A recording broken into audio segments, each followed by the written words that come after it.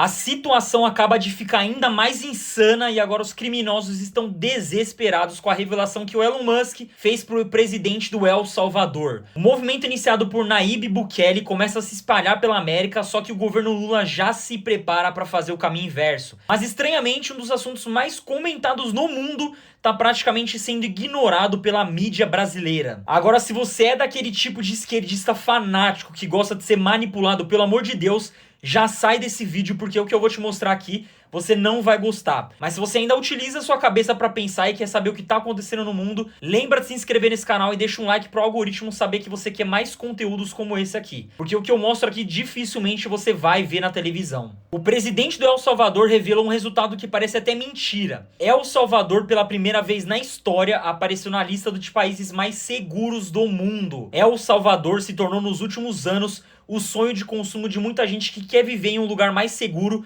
e com pouca ou nenhuma criminalidade. A gente tá falando aqui do país que em 2015 foi considerado o mais perigoso do planeta. E agora, meus amigos, ele aparece nessa lista aqui. Por muito tempo, o El Salvador foi controlado pelo crime organizado que aterrorizava o povo daquele país. Só que o plano de um homem chamado Nayib Bukele mudou completamente essa nação. O cara bateu de frente com organizações de direitos humanos, partidos de esquerda e a corrupção que fazia o El Salvador estar completamente destruído. Ele foi diretamente contra o crime organizado. Ele inclusive soltou um plano dizendo que iria entrar em guerra contra o crime organizado e ele cumpriu essa promessa. Ele prendeu todo mundo que estava envolvido com o crime organizado e aí as cadeias começaram a lotar. E o que ele fez? Ele construiu a maior cadeia do planeta. E nessa cadeia, meu amigo, não tem massagem pra bandido. O cara deixou eles entenderem que ser preso em El Salvador é viver num completo inferno. Mesmo com a pressão internacional absurda, ele continuou com um plano, que teve a aprovação ali do povo. E esse plano deu tão certo que ele começou a chamar a atenção do Elon Musk,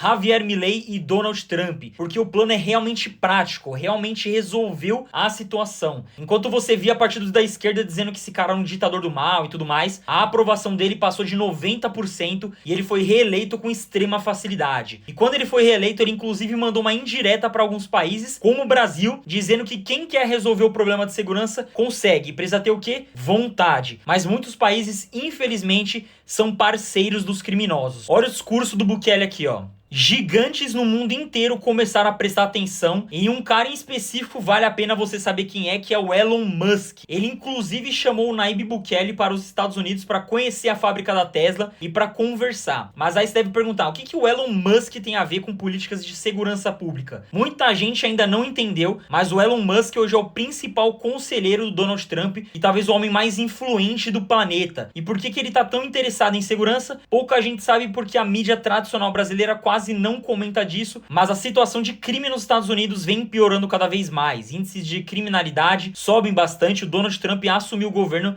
dizendo que ele vai começar a tratar o crime organizado de maneira muito mais dura. E quem, meus amigos, quem poderia ajudar o Donald Trump? Quem tem um plano que acabou com o crime organizado no país? Ninguém menos do que Nayib Bukele e o próprio Elon Musk, né, que é o conselheiro ali do Donald Trump. Ele viu esse resultado e acabou se empolgando. E o que é interessante, o Trump já avisou: cartéis, gangues, todos os criminosos agora não vão ter vida fácil nos Estados Unidos. Ele prometeu inclusive aumentar as penas de morte nos Estados Unidos, o que muita gente critica, inclusive os partidos de esquerda. Na verdade, eles estão tentando excluir esse tipo de coisa, né? Eles não querem pena de morte. Eles querem colocar mais criminosos na rua. E, meus amigos, quando o Elon Musk viu o resultado que colocou El Salvador entre os principais países mais seguros do planeta, ele fez uma promessa no Twitter, que é a plataforma dele, né? Ele disse que isso precisa acontecer nos Estados Unidos e que vai acontecer. Mas tem um probleminha aí, né? Muita gente dizia que fazer esse plano do Bukele em El Salvador, que é um país pequeno, era muito fácil, mas dificilmente isso daria certo em um país grande. Só que outro gigante mundial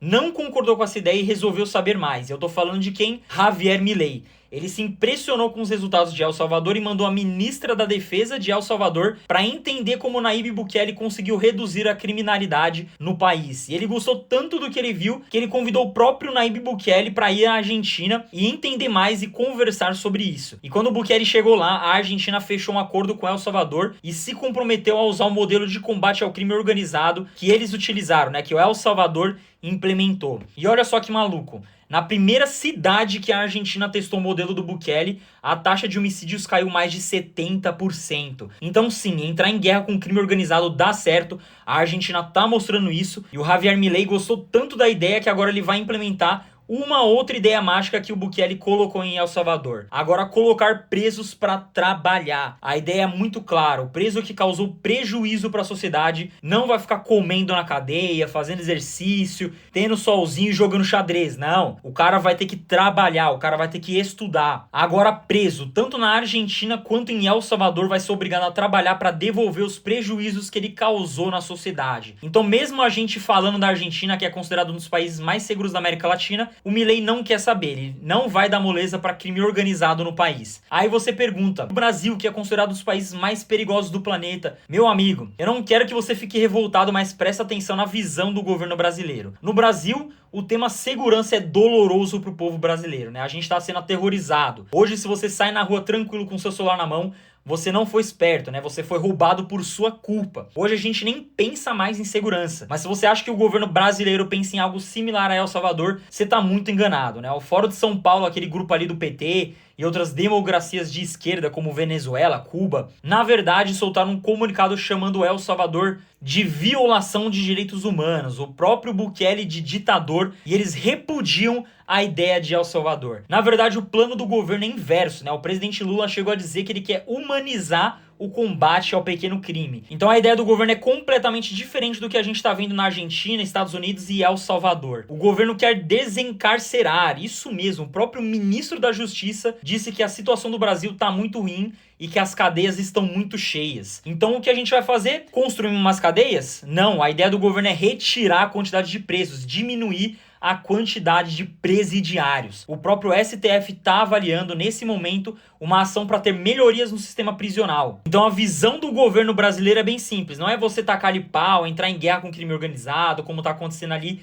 em El Salvador. O governo pensa de uma forma mais humana, olhando muito mais para direitos humanos. Só que em São Paulo, o governador Tarcísio conseguiu a menor taxa de homicídios de estado de São Paulo na história, só que aí ele foi extremamente criticado por direitos humanos, né, obviamente, e por partidos de esquerda como o PT. O pessoal, inclusive, foi denunciado no Tribunal Internacional. A situação no Brasil é complexa, né? O próprio governo Lula lançou agora uma ideia, um decreto, na verdade, para que os policiais não atirem de primeira. A ideia é diminuir a força policial. Só que muitos governadores ficaram extremamente preocupados porque o bandido atira de primeira, né? A situação do policial no Brasil já é muito difícil porque ele vai enfrentar um crime organizado e muito bem armado. E às vezes o crime organizado está mais organizado que o próprio governo.